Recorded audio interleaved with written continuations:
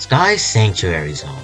When it comes to single-act zones, this is the most likely thing to come to mind, and it is unironically one of the best zones that the entirety of Classic Sonic has to offer. It far surpasses zones with double the length in terms of how good it is, despite the fact that it only has a singular act, and that's simply because of this fact that Sky Sanctuary has so much quality jam-packed into it. Why is that, and can this level really be that good? Let's get into it.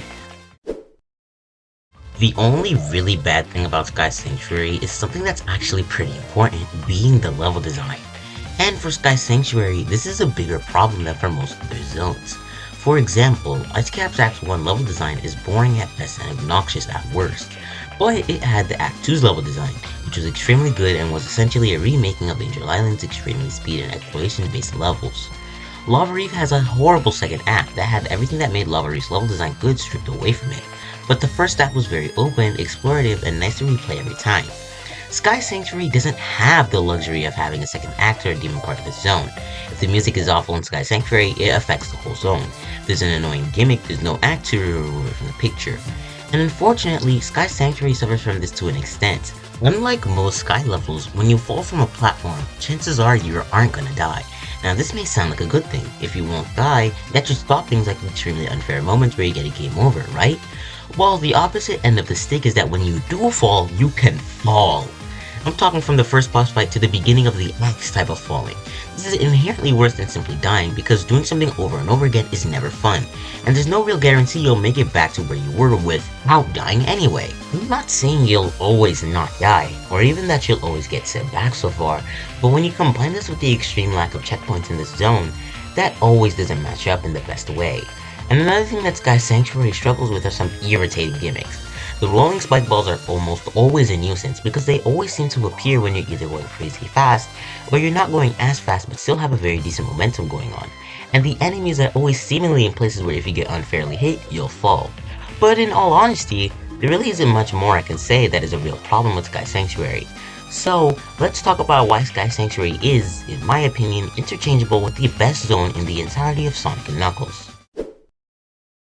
I wanted to start a good section of this review off with the first two things you experience when you enter Sky Sanctuary. And one of them is the background, my lord. Flying Battery's background is already extremely detailed with its well-shaped clouds. How did it get even better than that? Yes, other than the clouds there isn't anything else, but there doesn't have to be anything else. Its background obviously works in correlation with the theming, and the second thing that Sky Sanctuary greets you with is its music, and oh my goodness. Sky Chase's song had this feeling of victory with the tune, but Sky Sanctuary gives off huge waves of satisfaction that everything's over. It's no wonder they actually used this song again at the end of the game, because I think they had that in mind when making the track. A very good track with nothing bad to say about it, because it simply doesn't have any mistakes in it.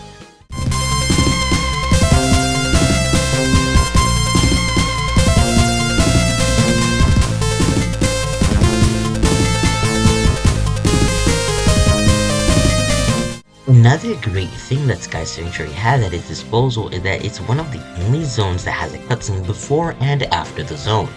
At the beginning of the act, we see Eggman launch his Death Egg up into the sky, and Sonic and Tails chase it down, and at the very end of the level, they just don't fade the screen to black and drop you off in Death Egg Zone, no. We get a whole cutscene where Mecha Sonic actually tries to stop you by tumbling a huge part of Sky Sanctuary, and Sonic has to run quickly to jump onto the Death Egg.